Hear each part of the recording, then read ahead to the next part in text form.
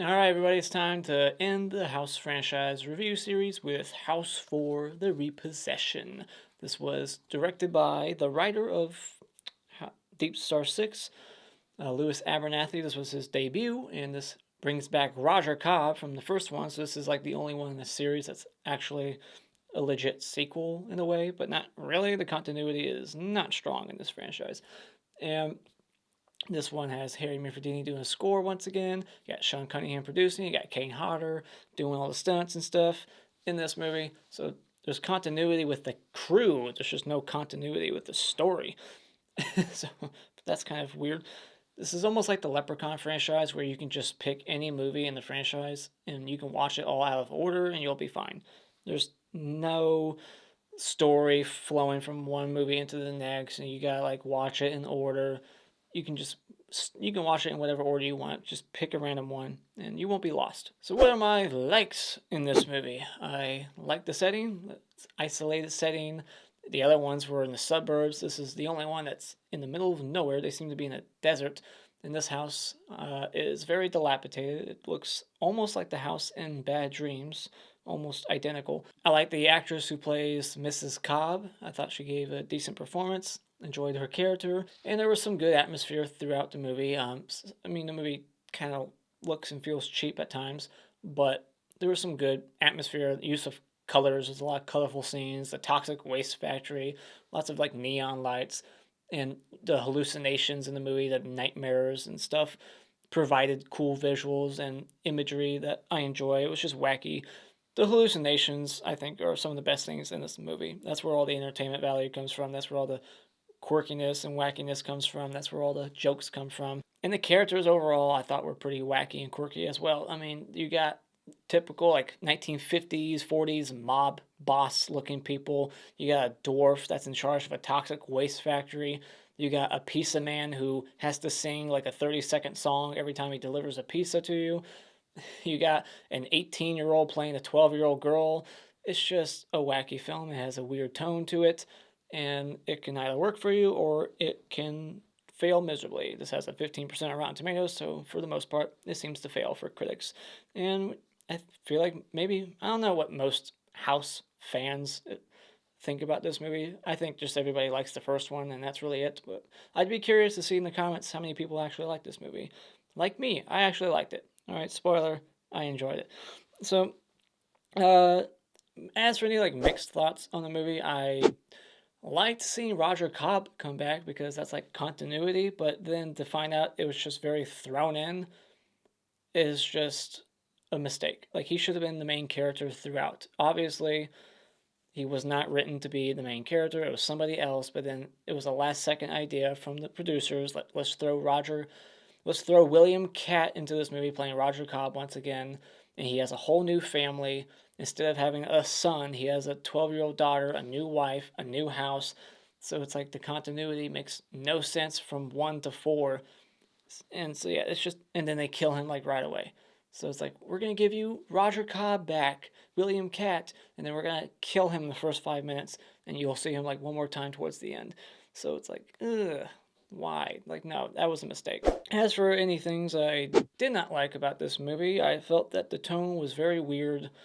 Like, it was inconsistent. Like, this movie just kind of kept going all over the place. Like, the opening, like, 20 minutes or so, it feels like a TV drama. It's very melodramatic. You know, her losing her husband, and then her daughter's in the wheelchair, and, you know, she has to pull the plug on her husband, and it'll go from, like, a scene of guys having, like, a pillow fight with blow-up dolls to her having this dramatic moment grieving over the loss of her husband and seeing like home videos from a projector. It's like we can't go from that scene to that scene. Like it just goes all over the place. It should have been silly throughout. I like my tones in films to be more consistent than this.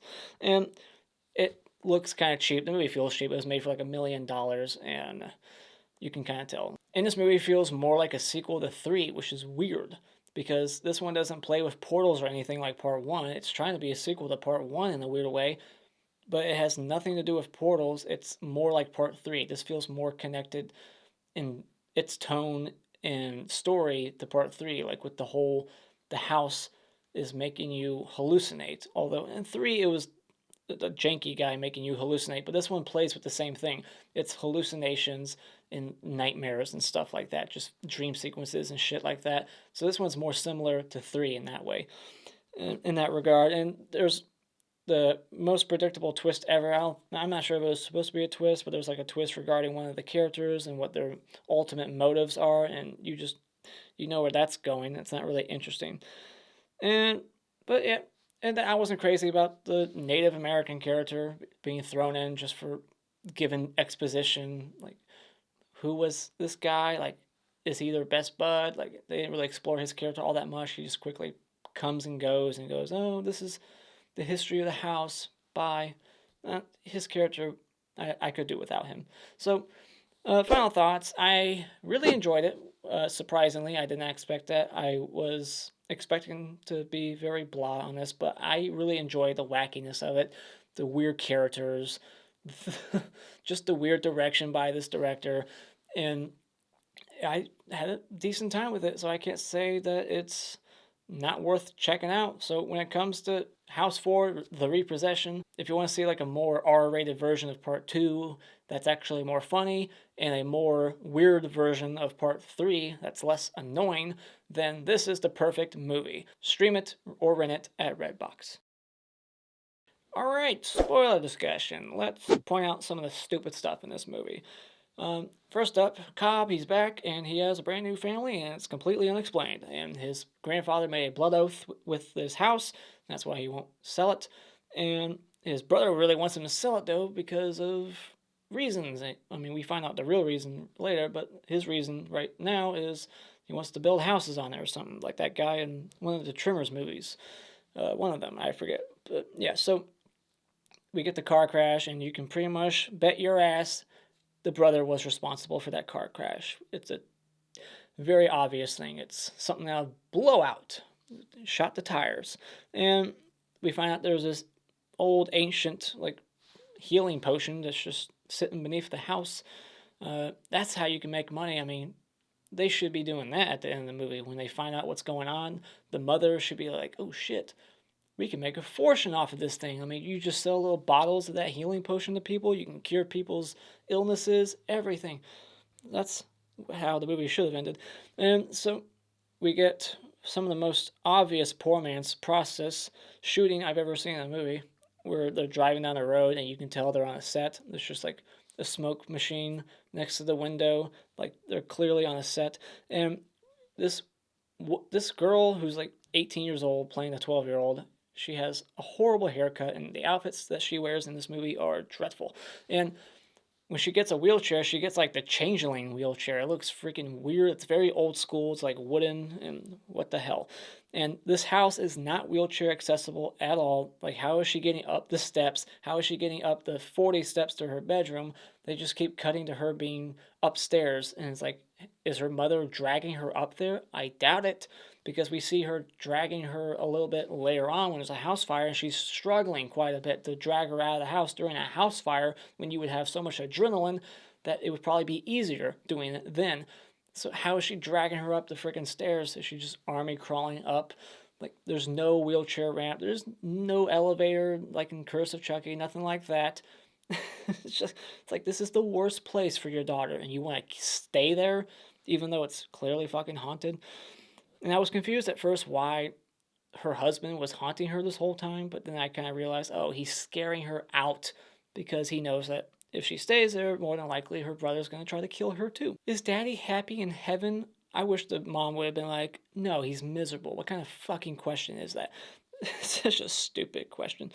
And then I like when Mrs. Clump, the FBI agent, we find out later on, she's an FBI agent, but she's like this 4'11" housekeeper. She's not going to be able to reach certain areas to clean very easily.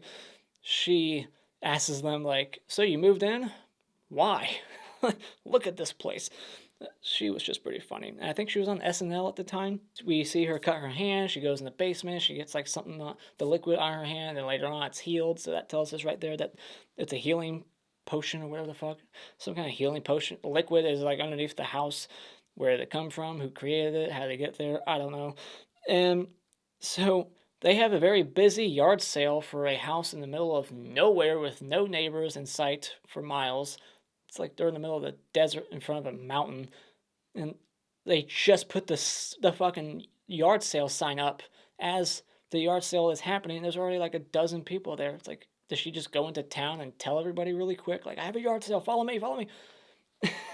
There's no way there's that many people at her yard sale. We get a few different hallucinations here with a hand coming out of the father's ashes to scare her. She takes a blood shower. And there's words on the mirror saying, get out or die. And that's, I guess, her husband trying to scare her out of the house. This plumber in the movie is a fucking asshole. He goes there, fixes nothing, and still charges her. And when she goes to write him a check, he's like, just mail it. It's like, no, how about you just take it now instead of forcing me to pay for postage and send it to you, you asshole. And so I like that she went to grab a spatula to see who was down in the basement. I'm not sure why she didn't know she had a freaking plumber down there already. And why wouldn't she just grab a kitchen knife instead of a spatula? Like, that was a weird decision. And then the pizza man comes in, and he's got to sing this, like, 30-second song. And this guy is very committed to his job. He does it every time. It's not like the boss is, like, watching, like, you better be doing it. Like, that's what I pay you to do. Like, no one would actually do that. All right? Not even a rookie on his first day. Nobody.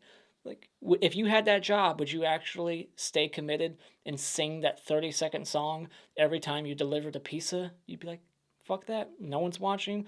I'm not going to get fired for not singing the song. They need me. Like, it's just ridiculous. But I love it. I love how stupid it is. And then the pizza comes alive. It's Kane Hodder's face singing the pizza song. She starts stabbing the box. And that pizza had like no cheese on it. I mean, that thing looked more like chili. It was just a soupy mess. When she threw it, it fell apart very quickly. Was there any freaking breading to that pizza? I like that when this girl gets in the shower, you can clearly see there's like some kind of tape or strap over her breast. It's not a bra or anything. It didn't look like one. It was just like something hanging off of her breast. Like she had like some kind of tape or something on there. It was a very quick shot. And just like in part 3, we have like a dream within a dream. And she's like stabbing the bed. And then when she comes to, like her daughter's in bed and she's completely fine. And it's confusing because a feather comes out of that dream sequence, but it was like a daydream. It was like a hallucination, but a feather came out of her hallucination into the real world. But all the damage she was doing in that hallucination didn't come into the real world. Like, she was stabbing the fuck out of that bed. Feathers were going everywhere. Her daughter was technically there. She just couldn't see her. She thought she got sucked into the bed like Johnny Depp in Nightmare on Elm Street. Like, I thought they were gonna come back and then like her daughter would be there bloodied and killed. Like, I don't think it would go that far and that dark. But it kind of would have been funny if she just stabbed her legs. I mean, she can't feel anything, you know? She's a paraplegic now. So it would have been funny if she came to and realized she was just stabbing her daughter's legs again and again. But I don't know, that's just confusing. The whole feather thing, like coming back into the real world, something right out of Nightmare on Elm Street. And I don't care for that. So then we get all this exposition by the Native American guy, Ezra, and he's telling the story about shit that happened 100 years ago, and he's still crying about it. Get the fuck over yourself, buddy. I mean, Jesus Christ, I thought time healed all wounds, and you weren't even around back then, and you're still crying about it.